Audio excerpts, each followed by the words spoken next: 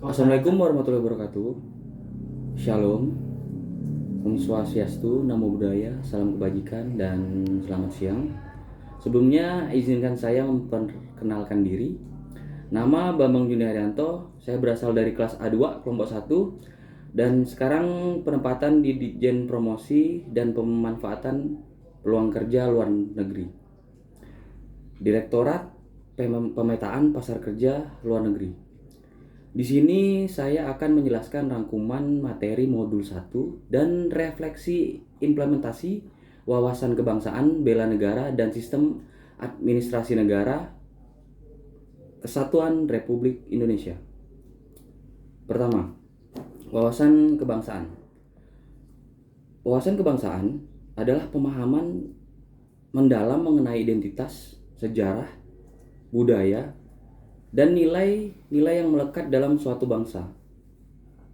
Hal ini melibatkan kesadaran akan persatuan, keragaman, dan tanggung jawab terhadap pembangunan negara. Memiliki wawasan kebangsaan yang kuat menjadi landasan yang penting dalam membangun identitas nasional yang kokoh. Dalam konteks Indonesia, wawasan kebangsaan mengacu pada pemahaman mendalam tentang sejarah perjuangan bangsa, nilai-nilai Pancasila, Bhinneka Tunggal Ika, serta kesadaran akan pentingnya menjaga persatuan dan kesatuan Indonesia sebagai negara yang beragam. Untuk fungsi wawasan kebangsaan sendiri, menurut saya, yang telah saya pelajari kemarin setelah saya di modul 1, menghubungkan semua orang dalam satu negara sehingga kita merasa satu dan saling menghormati. Kemudian menciptakan rasa bangga dengan budaya, sejarah, dan simbol negara-negara kita. 3. Mendorong kita untuk mengikuti aturan dan berlaku adil. 4. Mendorong kita untuk memilih pemimpin dan berpartisipasi dalam proses politik.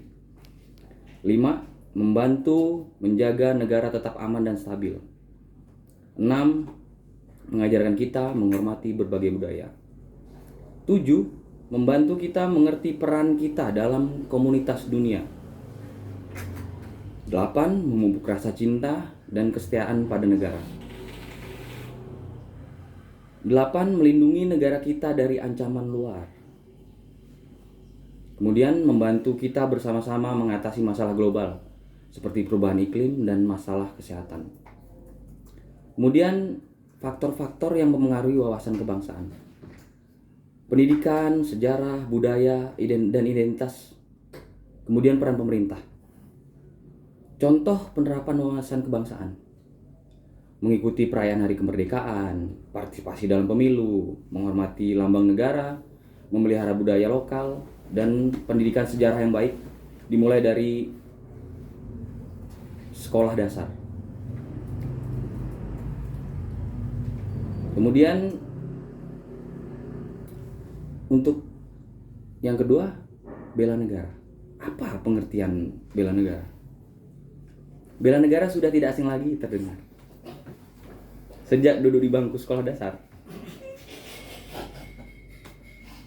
Murid-murid sudah dikenalkan dengan bela negara.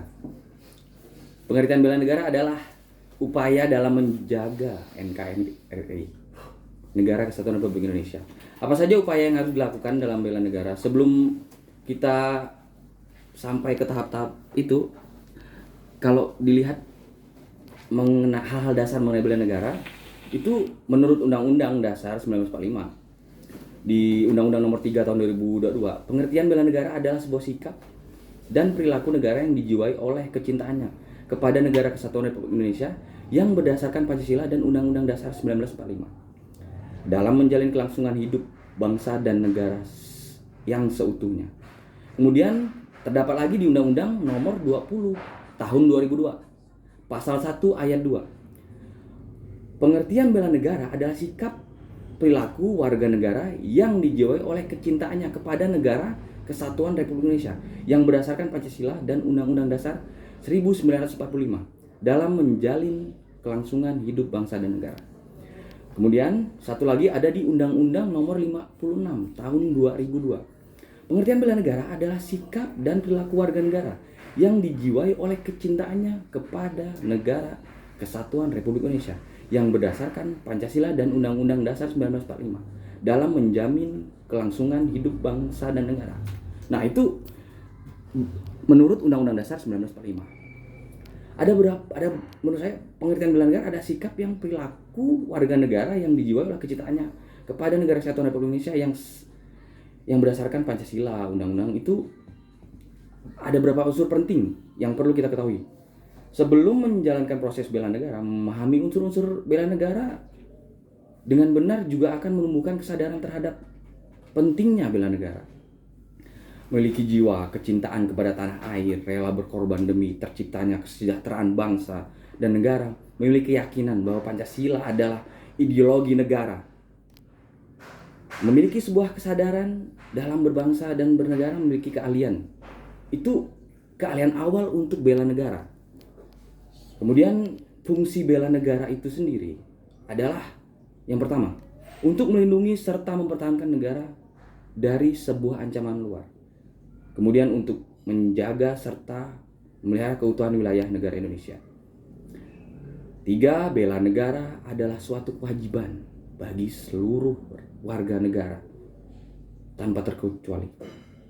Kemudian yang terakhir, bela negara adalah suatu panggilan sejarah dan wajib dilakukan seluruh warga negara tanpa terkecuali juga. Nah, tujuan untuk melakukan hal-hal terbaik untuk bangsa dan negara itu untuk mempertahankan kesejahteraan serta kelangsungan hidup bangsa dan negara. Kemudian bertujuan untuk mempertahankan, kemudian melestarikan budaya, bangsa, dan negara. Dan salah satu tujuannya juga itu untuk menjaga serta memelihara identitas dan integritas bangsa dan negara. Kemudian yang terakhir menurut saya, setelah saya mempelajari beberapa modul,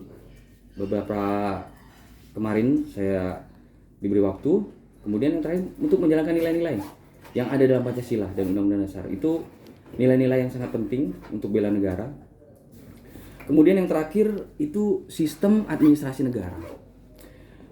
Sistem administrasi negara adalah fondasi yang sangat penting untuk menyelenggarakan pemerintahan.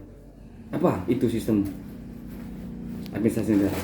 Sistem administrasi negara adalah struktur dan prosedur yang digunakan untuk mengelola dan menjalankan berbagai unsur negara. Ini mencakup berbagai hal, mulai dari perencanaan, pelaksanaan kebijakan, hingga pengawasan, untuk memastikan agar pemerintahan berjalan dengan efisien dan efektif. Seperti yang dilakukan Bapak Presiden kita itu efisien, cukup menurut saya itu masuk di di modul ini, di sistem negara itu salah satu contoh terbaik. Kemudian administrasi negara adalah bagian integral dari setiap orang, setiap pemerintahan modern untuk bertujuan untuk mewujudkan kesejahteraan rakyat dan kestabilan negara, terutama kestabilan negara. Dan banyak sekali, terutama yang dilakukan Pak Prabowo dalam efisien itu, tantangannya banyak dalam sistem administrasi negara terutama. Walaupun sistem administrasi negara telah berkembang pesat, masih banyak tantangan yang dihadapi oleh banyak negara, termasuk Indonesia, antara lain korupsi dan penyalahgunaan kekuasaan. Itu yang utama dari kita merdeka sampai sekarang. Seperti kata Bung Hatta pernah berbicara tentang korupsi. Kemudian salah satu tantangan utama dalam administrasi negara adalah korupsi ini sendiri. Sistem ini menurut kita harus membenarkan.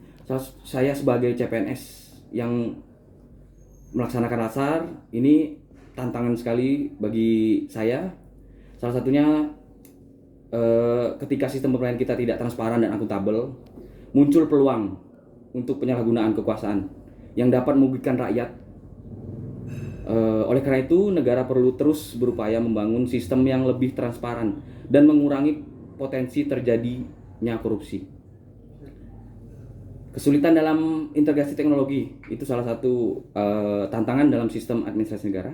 Meskipun teknologi memberikan banyak manfaat dalam administrasi negara, beberapa negara, terutama yang masih berkembang, seperti Indonesia masih berkembang, menghadapi tantangan dalam mengintegrasikan teknologi ke dalam sistem pemerintahan mereka. Hal ini bisa disebabkan oleh kurangnya infrastruktur yang memadai untuk atau kurangnya keterampilan digital di kalangan pejabat publik. Nah, kita sebagai contoh, saya yang selama ini saya alami itu selama saya menjadi CPNS berapa bulan ini, saya mengalami bahwa golongan-golongan generasi-generasi di atas milenial, generasi X itu segala macam masih perlu beradaptasi dengan kesulitan dalam integrasi teknologi. Meskipun teknologi memberikan banyak manfaat, tapi kita perlu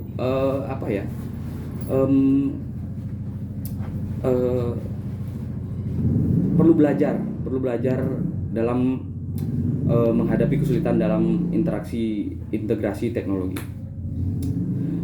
Kemudian